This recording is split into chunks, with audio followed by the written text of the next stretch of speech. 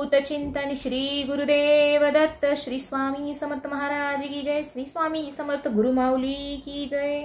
चला मग स्वामींच्या आशीर्वादाने आणि गुरुमाऊलींच्या आशीर्वादाने आपण या दिवसाची सुरुवात करूया, या व्हिडिओची सुरुवात करूया। तुमचा सगळ्यांचा दिवस खूप चांगला जावो। तुमच्या आयुष्यातले सर्व प्रॉब्लेम स्वामी महाराजांवरती सोडून द्या, कारण आता येत आहे गुरुपौर्णिमा। तर उद्याच आहे गुरुपौर्णिमा, 10 जुलै या दिवशी गुरुपौर्णिमा आहे। गुरुपौर्णिमा म्हणजे आपला गुरूंचा दिवस असतो। तुमच्या आयुष्यात गुरु आहे का नाही मला नक्की सांगा। काही जणांचं गुरु असतात, काही जण गुरुच करत नाही, फक्त पृथ्वीवर येतात, खातात, झोपतात जनावरासारखं आणि निघून जातात।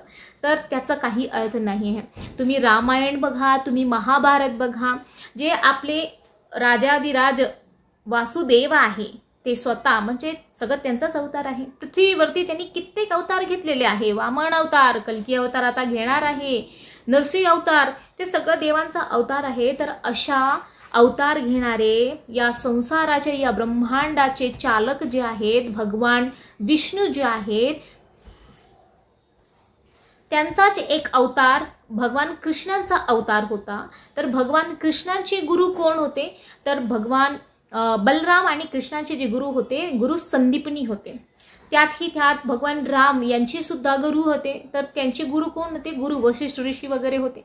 आणि धनुर्धारी आपले जे अर्जुन होते त्यांचे सुद्धा गुरु होते। कोण होते ते, त्यांची सगळ्यांना स्टोरी माहिती आहे, गुरु द्रोणाचार्य। आणि आपण तर खूप सहज सामान्य माणूस आहे, म्हणजे त्यांच्या समोर तर आपली काहीच बिसात नाही आहे, तरी आपण गुरु करत नाही। आता देवादी देव जे देव आहेत त्यांचे सुद्धा गुरु आहे, तर आपण तर काहीच नाही आहे।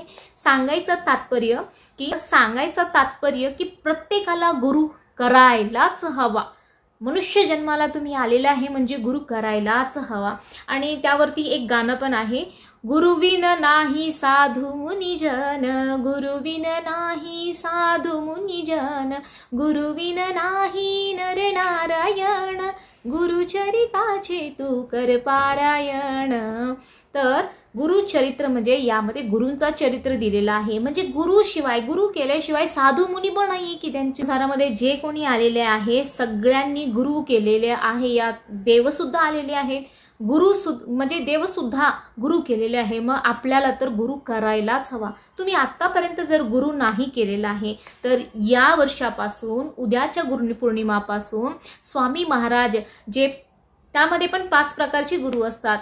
एक गुरु, सद्गुरु, परमगुरु, परात्पर गुरु, असे वेगळे प्रकारचे म्हणजे 5 प्रकारचे गुरु असतात त्यामध्ये।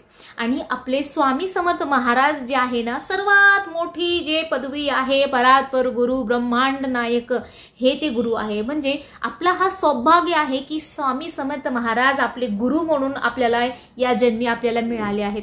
आणि तुम्हाला सांगू मी, गुरु म्हणून आपण त्यांना स्वीकार करणे आणि शिष्य म्हणून त्यांनी आपला स्वीकार करणे किंवा त्यांच्या समोर आपण जाऊन आरती करणे, गुरु म्हणून त्यांची आपण आशीर्वाद आपण मिळवणं, याला सुद्धा परम भाग्य पाहिजे आपल्याला, असं आहे।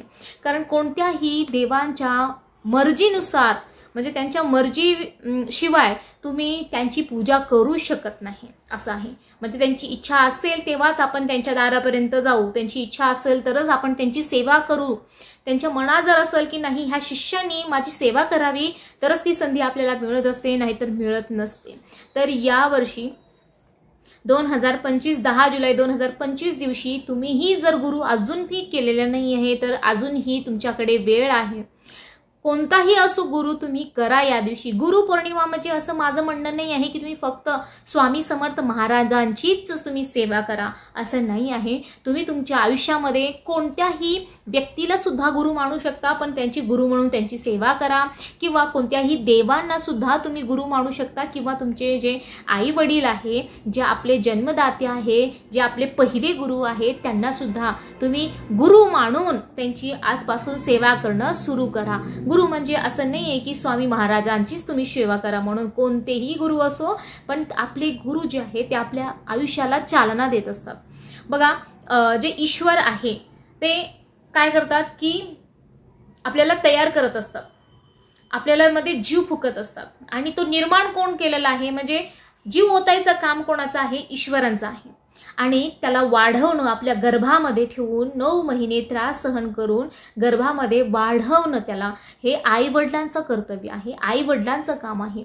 आणि म्हणजे ते जीव टाकतात आणि आई वडील आपल्याला जन्म देतात. आणि तेच जे व्यक्ती जन्म घेऊन बाहेर आलेला असतो या संसारामध्ये, त्याला त्याच्या जीवनाला योग्य दिशा देणे, मानव म्हणून त्याला त्याचं आयुष्य घडवणं हे कोणाच्या हातात असतं? एक गुरूंच्या हातात असतो. आई वडील तर फक्त जन्म देतात, पण गुरु कोण आहे? जे एक प्रत्येक व्यक्तीची दिशा बदलतात. प्रत्येक गुरुमध्ये एवढी ताकद असते की तुमची फाटकी जी नशीब आहे ना, त्याला सुद्धा ते शिवून तुम्हाला चमकवतील. ते असे गुरु असतात. म्हणूनच, कारण गुरु म्हणजे प्रत्येक कोणत्याही व्यक्तीचं आयुष्य बदलणारी व्यक्ती असते, तो म्हणजे गुरु. ते गुरु तुमचे आई वडील होऊ शकतात, ते गुरु तुमचे शाळेतले शिक्षक असू शकतात, टीचर्स असू शकतात, ते गुरु तुमचे देव सुद्धा असू शकतात. त्यामुळे गुरुला सर्वात महत्वाचा पद दिले गेलेलं आहे. आई वडिलांपेक्षा श्रेष्ठ गुरु आहे, देवांपेक्षा सुद्धा श्रेष्ठ हे गुरु असं मानलं जातं. कारण आई वडील फक्त जन्म देत असतात आणि जन्म दिल्यावर ते लेकरू भीक मागून खाईल का अंबानी सारखे 4 व्हीलर कारमध्ये फिरेल, तो कोण ठरवतो? त्याला जो गुरु मिळालेलं असतं. चांगलं गुरु जर मिळालं, त्यांनी चांगली शिक्षा तुम्हाला दिली, चांगलं प्रगती प्रथावर जर घेऊन गेलं तुम्हाला, तर तुमचं आयुष्य नक्कीच बदलत असतो. त्यामुळे गुरु करणं हा तितकाच अनिवार्य आहे जेवढं श्वास घेणं अनिवार्य आहे. त्यामुळे विनंती करून सांगते मी, कोणत्याही देवांना तुम्ही करा, कोणत्याही व्यक्तीला तुम्ही गुरु करा, पण या गुरुपौर्णिमेला गुरु नक्कीच करा. आणि गुरु केल्यानं असं नाही की गुरु केलं आणि त्यानंतर सोडून दिलं. आपले गुरु जे आपल्याला सांगत असतात, जे कार्य आपल्याला सांगत असतात, ज्या मार्गावर चालायला सांगत असतात, ते मार्गावर चालणं ही आपला तितकाच परम कर्तव्य आहे. असं नाही की गुरु मानलं आणि सोडून दिलं. त्यांचे जे तत्व आहेत, जे त्यांचे उपदेश आहे, जे त्यांचे संस्कार आहे, जे त्यांचं तत्व आहे, ते सगळं तुम्हाला तुमच्या अंगीकारी ते गुण घ्यावं लागतं. आणि त्यानुसार त्यांच्या इच्छेनुसार, त्यांच्या तत्वानुसार आपल्याला त्या कार्यामध्ये आपल्याला सहभागी होऊन काम करावं लागतं. हा गुरुचा तत्व आहे. असं नाही की मी गुरु केला आणि त्यानंतर गुरु जाणो आणि आपण जाणो. म्हणजे गुरु जे सांगतायत ते ऐकणं, त्यांनी जे दिशा सांगितली आहे त्या दिशेमध्ये नेहमी कार्यरत राहणं, हे गुरूंचा, आपलं गुरुची म्हणून, आपण शिष्य म्हणून आपला हा परम कर्तव्य आहे. तर गुरु करणं हा तितकाच महत्वाचा आहे. आता आमचे गुरु आहे श्री स्वामी समर्थ महाराज, जो ब्रह्मांड नायक आहेत. म्हणजे जितका तुम्ही गुरु, म्हणजे शिष्य जो आहे तो पॉवरफुल केव्हा होतो? जेव्हा त्याचा गुरु पॉवरफुल होतो, राईट? तर ब्रह्मांड नायकांनाच तुम्ही जर आपले गुरु जर मानलेले आहेत, म्हणजे तुमच्या आयुष्यामध्ये खूप सगळं चांगलं होणार आहे. कारण आपल्याला माहिती आहे की ज्याचा बोट धरून आपण चालत आहे ना, तो काय आहे? ते ब्रह्मांड नायक आहे. या ब्रह्मांडाचे चालक पालक आहेत ते. त्यामुळे निश्चिंतपणे राहायचं आहे आपल्याला गुरु केल्यावरती. आणि जे ते सांगतात ते डोळे बंद करून आपल्याला त्या कार्यावरती चालत राहायचं आहे. देवांना तुम्ही गुरु केलेला आहे, त्या देवांना सर्वात आधी, आता मी स्वामी समर्थ महाराजांचं सांगते की ते कसं करायचं आहे. आणि जर तुम्ही इतर देवांना गुरु केलेला आहे तेव्हा काय करायचं आहे तेही मी सांगते. स्वामी समर्थ महाराजांचं सांगायला गेलं तर सकाळी उठून आपलं स्नान वगैरे करून, घरातली देवपूजा, नित्यसेवा वगैरे आटपून तुम्ही, जर केंद्र तुमच्या घराजवळ असेल तर तुम्ही केंद्रमध्ये नक्की जा. केंद्रमध्ये सकाळची 8 वाजताची आरती अटेंड करा. आणि त्यानंतर या दिवशी आपण केंद्रामध्ये रिकामी हात न जाता, आपण गुरु दक्षिणा म्हणून आपण काही देऊ शकत नाही, कारण त्यांना लागतही नाही काय हो. आपले स्वामी महाराज, त्यांना ना हिरे मोती जवाहरात, कपडे लत्ता खाऊ काहीच लागत नाही. ते बघा उघडे बसलेले आहेत, कारण ते सांगत आहे सगळ्यांना की मला तुमचं काहीच नको, काहीच नको. त्यांच्या अंगावरती एक शॉल सुद्धा नाही आहे आपले ब्रह्मांड नायकाच्या अंगावर. त्यांचं सांगायचं तात्पर्य की तुमची मला काहीच नको. कारण देवांना कुठे मन लागतो? बरोबर, कुठे असतो देवांचं मन? कुठे असतो? त्यांच्या नामस्मरणामध्ये, त्यांच्या सेवामध्ये. म्हणजे त्यांना कपडे लत्ता सोने जवाहरात ह्याच्यामध्ये त्यांचं मन नसतो, त्यांना आस नसते. जो सेवेकरी त्यांचं सतत नामस्मरण करतो, चुकीचं नाही चांगल्या मार्गावर वर्तन करतो, त्यालाच जे गुरु महाराज आहे ते प्रसन्न होत असतात. स्वामी मार्ग हा इतका चांगला मार्ग आहे. मी तुम्हाला म्हणजे एक चोर सुद्धा जर असेल ना, ज्याच्या डोक्यात नेहमी कुठं चोरी करायची, कशी चोरी करायची, कसं मर्डर करायचं, हे सगळ्या गोष्टी जे वाईट काम करतात ना, ते सुद्धा जरी या मार्गावर आले ना, काही न करता ते नक्कीच सुधारणार. कारण हा मार्ग असा आहे ना की चुकीचा विचार तुमच्या डोक्यात येणारच नाही. चुकीचं करणं तर वेगळंच राहिलं बरं, मी सांगत आहे परत. म्हणजे माझ्या आयुष्यामध्ये ना मला साक्षात असं झालेलं आहे ना की आता म्हणजे मी सांगू शकत नाही की काय झालेलं आहे, किती बदल झालेला आहे माझ्यामध्ये म्हणा. आता सुचत नाहीये, देवाशिवाय असं दिवस जात नाही. मला असं वाटतं 30व्या वर्षी, वर्षाच्या 30व्या वर्षी जे आहे मला माझे गुरु सापडले. वर्षाच्या 30व्या वर्षी जेव्हा मी 30 इयर्सची होती, म्हणजे आता 50ची नाहीये, पण जेव्हा मी 30 वर्षाची होती, 30व्या वर्षी मला गुरु काय आहे, गुरु करणे किती महत्वाचं आहे आणि माझे गुरु कोण आहे हे जाणण्यामध्येच मला गेलं. कारण एवढं दिवस 30 वर्षापर्यंत आपलं शिक्षण आहे, आपलं लग्न आहे, आपलं करिअर आहे, या गोष्टीमध्ये आपण एवढं गुंतून जातो आपण की आपल्याला गरजच वाटत नाही की आपल्याला गुरु करायचा आहे. नेमकं जर आपल्याला असं वाटलं बी की गुरु करायचं आहे तर केव्हा करायचं ते प्रश्न. त्यानंतर कोणाला करायचं गुरु म्हणून, आपण कोणाला मानू. आपण आता स्वामी मार्ग आपल्याला सहजासहजी झालं ते करून घेतात ते स्वामी महाराज. जेव्हा आपल्याला जायचं आहे ना त्यांच्याकडून कोणा व्यक्तीकडून ते तुम्हाला तुमचं शिष्य करूनच घेतात त्यांच्या मनात असल्यावर. पण ते कोणत्या देवांना करायचं ह्या गोष्टीमध्येच आयुष्य निघून जातं अर्धा माणसाचं. मी तुम्हाला सांगते, वर्षाच्या 30व्या वर्षी मी माझे गुरु स्वामी समर्थ महाराजांना केलं आणि आता मला असं वाटतं मी 30 वर्ष कसं जगले गुरु शिवाय, मी 30 वर्ष कसं जगले, त्यांच्या भक्तीशिवाय, त्यांच्या नामस्मरणाशिवाय मी कसं जगले. केंद्रामध्ये जायचं आहे. केंद्रामध्ये जाऊन आपल्याला रिकामे हात न जाता नारळ, खडीसाखर, अगरबत्ती, फूल हे सगळं आपल्याला त्या दिवशी नैवेद्यालाही तुम्ही स्वीट घेऊन जा. तुमच्या मनाने जे तुम्हाला पटेल, बिस्किटचा पुडा घेऊन जा, 5 रुपयाचा काहीच नाही तुमच्याकडे तर तुम्ही शेवटी 5 रुपयाचा बिस्किटचा पुडा घेऊन जा.